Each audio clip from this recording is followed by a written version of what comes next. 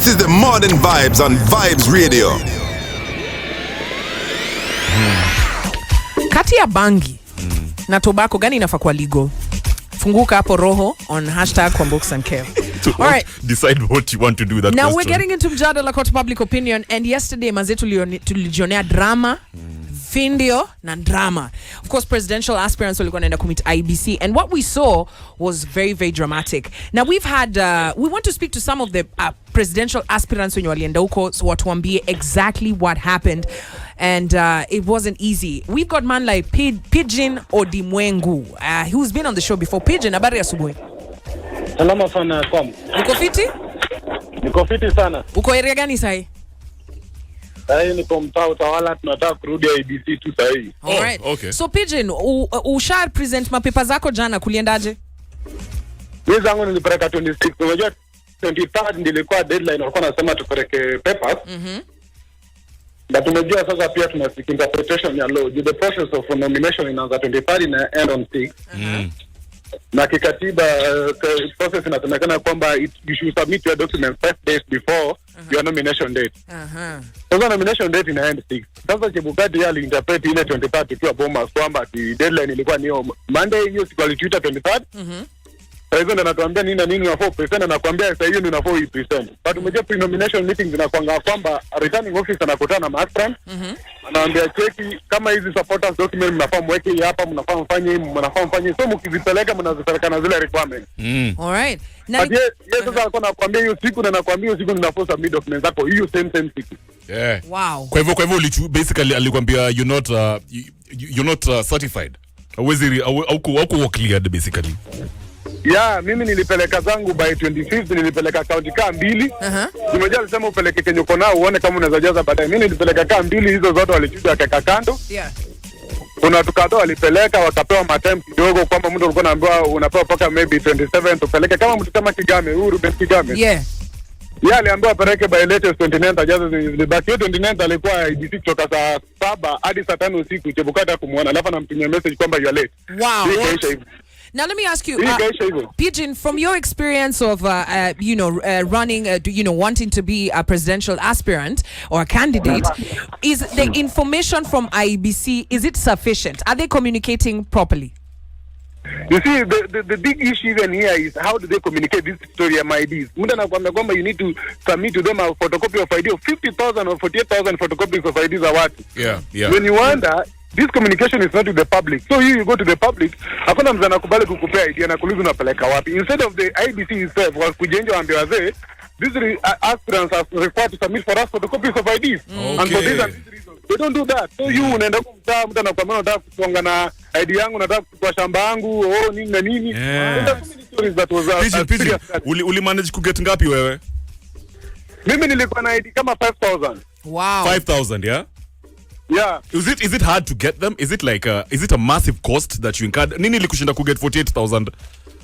Nakwambia unafika mtaa unapata kama nilituma mabukle zangu kwa different counties. So you go to the counties, your agents are working in the grounds and they we have an aspirant called Pigeon, he wants your ID to be on the ballot. Yeah. That was like, who is that Pigeon? Okay. Second thing is like, mimi konja, nipeka kitu. So unapata some people are even taking IDs at 100 bob, maybe 150. Wow, 50 bob and 50,000. Unasema wa Kenya wanapatiana ID yao only sale wamepatiwa kakiru.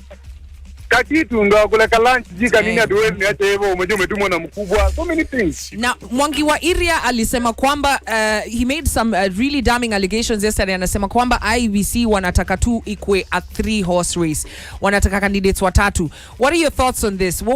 Ume deal na hiyo? Does it seem like wanasikiza the challenges in yuko nazo, ama wanasema nope, it seems like they want to lock you out? No, it might be true that they want to lock us out. Because when we were having a meeting on 23rd, we asked Chebukati, why don't you suspend this ID requirement thing? Because coming ingekuwa ni voter registration, umejua watu wakijaza majina wanapeleka kwa system yao na run, wanaona these are registered voters. But now you leave these guys with the ID, then they're telling you come after 1 week, we'll give you the feedback. Unaenda 1 week unaambiwa ID moja iko, ama so and so was not perfect. So how will you know that? Yeah. And let me ask, as a presidential candidate, considering this is your first round, is IBC taking your feedback? Right? Because I mean even for them it's a bit of a stitch work hapa na pale. Are they listening to the challenges that you're having as a candidate on the ground? They are not listening at all. When we were with the Chebukati bombers, in fact, I asked him 3 questions that he did not answer. I asked him, first of all, the BBI signature verification costed you over 7 billion. Do you have now these billions to verify these signatures and these IDs? Yeah. Alilenga hiyo story hivyo, unaona? Nikamuuliza Chebukati, surely you are asking us now 1 week to produce for you IDs. You know, you are giving those with the connection and power and muscles to just order either chiefs and village elders or either Uduma Center or anywhere else to pick the IDs of the people, but we don't have that money. So alikata hizo vitu zote. In fact, alilenga kila kitu hapa. Alafu he just went up like that and disappears and tell us that okay, we need your documents. If you don't submit them as required. Unaona kama story ya Kalonzo Musyoka. Kalonzo provided the soft copy IDs in a PDF format, and they are saying that those soft copies must be in Excel format. So he was chased back again and said to convert those PDF to Excel format. So it was because of that.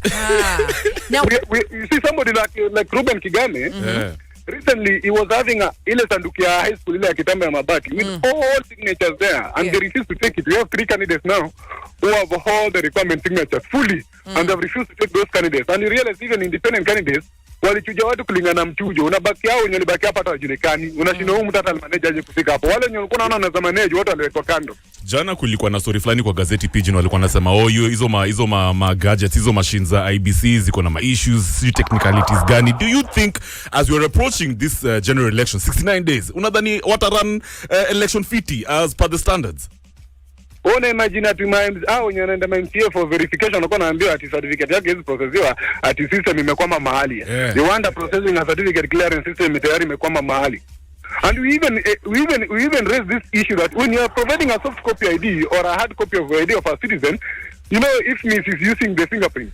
Yeah. In story of BVR, in a fingerprint.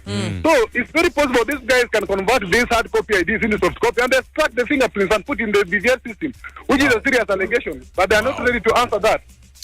Pigeon, today, of course, I'm sure you're still continuing, to make sure that the process and everything, because we're going to be speaking with Mongare, who was the first person to be cleared. But what do you think your chances are right now to be cleared by IBC? Do they look favorable?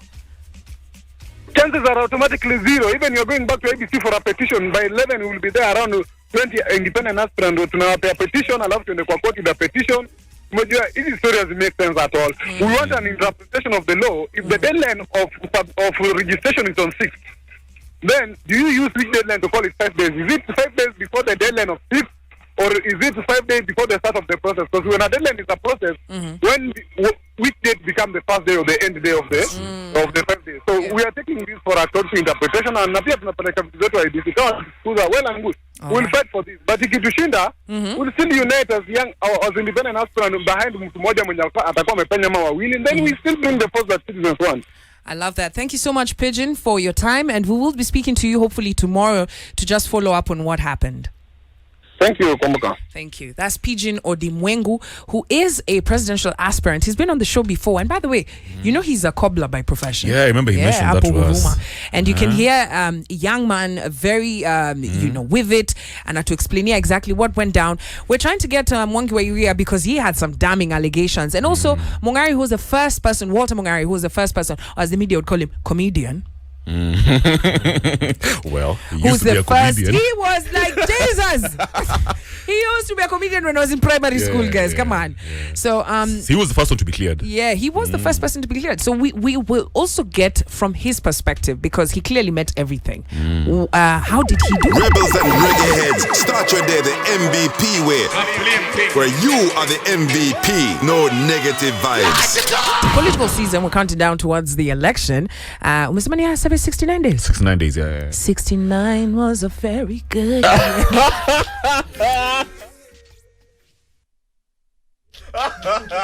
You dirty girl. Hey. Yo, but 69 was a very good year. If you know what I mean by this. I know what you mean. I don't know what you know I mean, but listen. Shawnee Morning Vibes, you're hanging out with Kwambox and Kev. And right now we want to talk to Walter Mongare, aka Nyambane. And he was the first one to be cleared yesterday by IBC. Alienda kumita kina Chebukati wakampatia tick. Come clear, manzo. Come you are ready. Shekalia tick. Yeah, man. So what did he get right? What did he do right? Walter Mongare, aka Nyambane. Good morning. Good morning. Get you to your fifth president. Fifth president. Habari asubuhi. Nyambane the fifth. Karibu sana. No. Kwanza kabisa, by the way, thank you very much for giving me this chance to have a conversation with you. It's a victory for every young Kenyan out there. This is for them. Yeah. This is, yeah. But I mean, Walter, you're saying this is a victory for all Kenyans. Not all Kenyans, man. Yesterday we watched as other aspirants got locked out, and there were massive claims made by Mwangi wa Iria, who's saying that the process is not fair, that they only want 3 candidates. We've just spoken to Pigeon, who's also raising issues about getting the signatures. How did you when did you start the process of getting the signatures, and did you find any challenges? First, I want to say this, that when I say it's a victory to my young people out there, I am aware that in any process, for every person who loves you, there's another person who hates you. So I would be very specific to those who love me, and then in a substantive number. I'm not worried about those who love me. I'm concerned about those I have to convince to join me. So that's number one. Number two, it's expensive, it's tedious, it's draining, but when you know what you want and where you are going, you wake up and dig in. So you asked me a question, how did I do it? Yeah, especially the signature part, because we've had people that are asking for handouts. They don't really, watu wanajua president ni watu wawili watatu hapa, so hizo jina zingine hawatambui. Ilikutake how long pia? From the moment IBC gave us instructions of what needs to be done, we had to devise a methodology by which then you get things done. Let me put it this way. Yeah. When IBC tells you they want at least 2,000 from every county, majority of the county, which comes to about 24, you've got to have a methodology by which you break down the 2,000 to a single signature in across the country. And therefore, it's important for an aspirant or a candidate to be strategic in the manner that you do it. Walter, sorry to cut you short. Sijui kama unaweza ongeza na pia lugha ya nyumbani kidogo ndio watu wapate kuelewa. Kama unaweza ongeza na Kiswahili hapo, tafadhali. Ivan yapiga kwa ndio. Aye, ngora kisigama ngana mangi.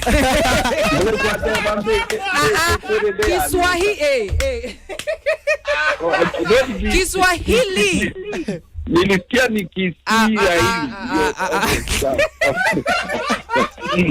and by the way, we honestly must be a laughing nation. We must increase our happiness index. We're too sad as a country. Yes. Thanks for affording us a laugh. Thank you so much for making us laugh. All right, so hebu tuambie sasa naongeze Kiswahili.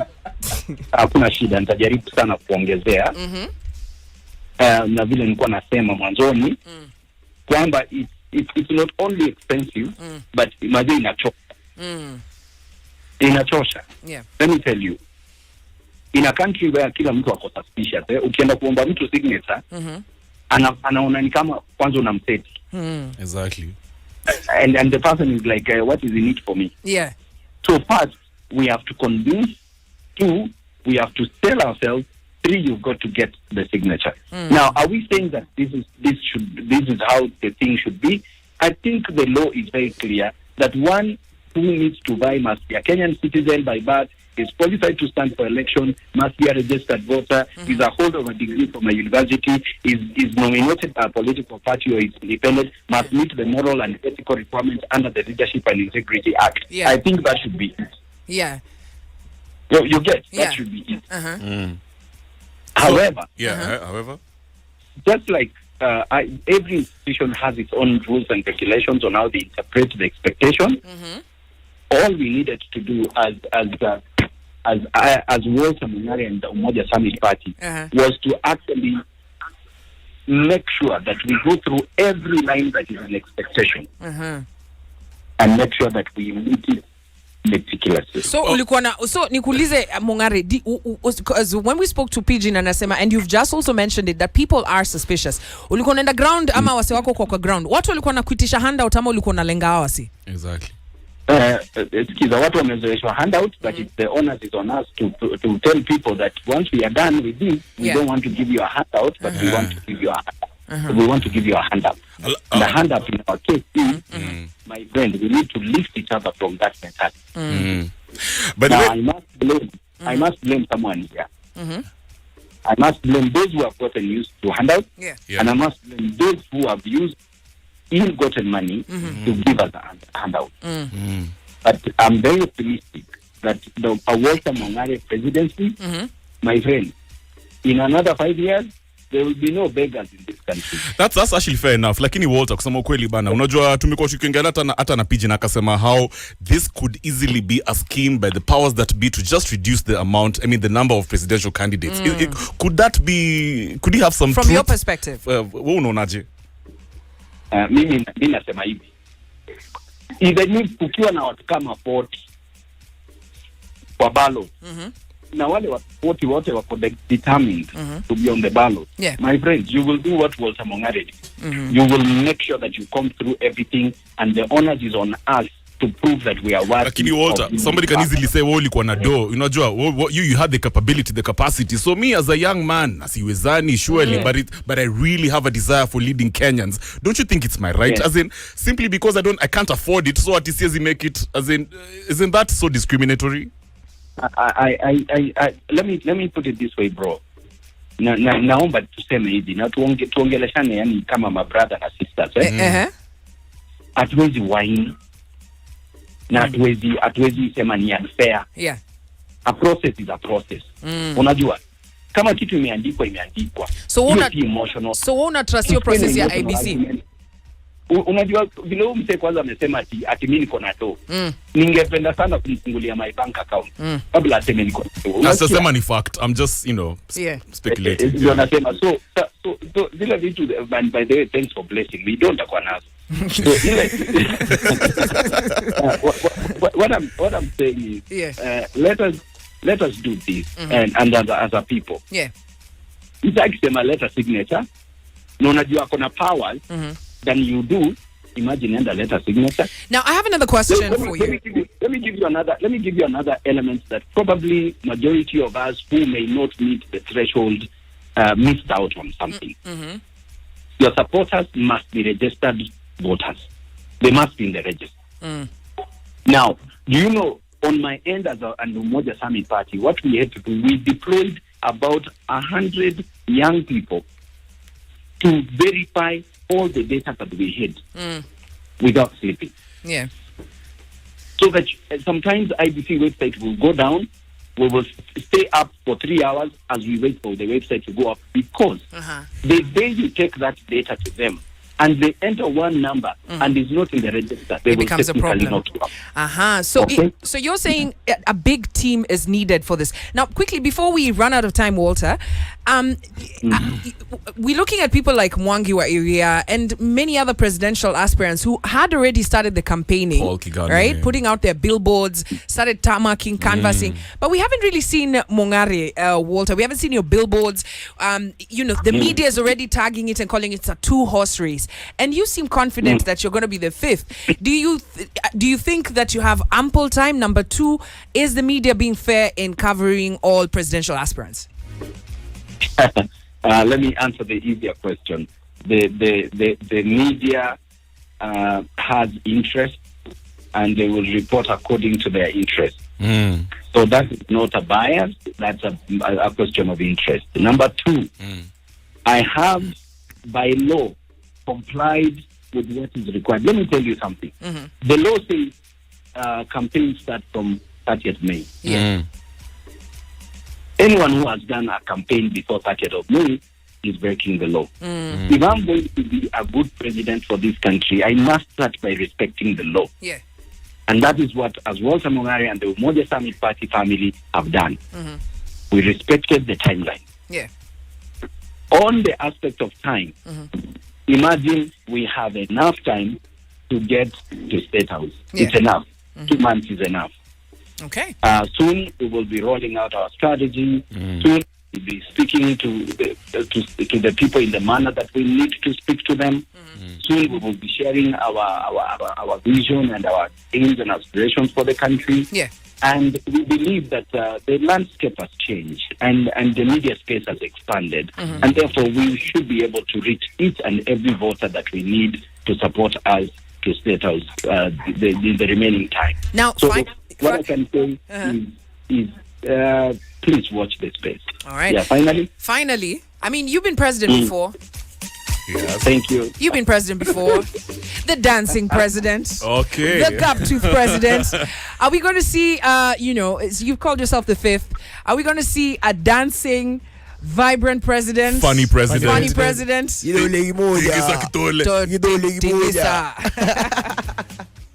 Exactly that. This will be a laughing country, but we will be doing it as we do serious work. And I'm grateful that you guys are, smiling this morning, and that's the smile we want to keep. Yes. There will be a dancing president. All right. Nice. Walter Mongare, aka Nyambane, aka the fifth. We wish you all the best, and thank you so much for taking the time out to speak to us today. All right. Have a great one, guys. That was Walter Mongare, the first presidential aspirant mwenye amepatiwa tikiti. Yaani tikiti na unasikia venye amesema? Ujo. Amesema kampeni ilikuwa imeanza. Shout out to man like Mboy, anasema huyu alikuwa anaongea Kiswahili. We're almost at the top of the hour. Here's Junior Kenna and Big Sean Babalit. It's playing right here on Morning Vibes.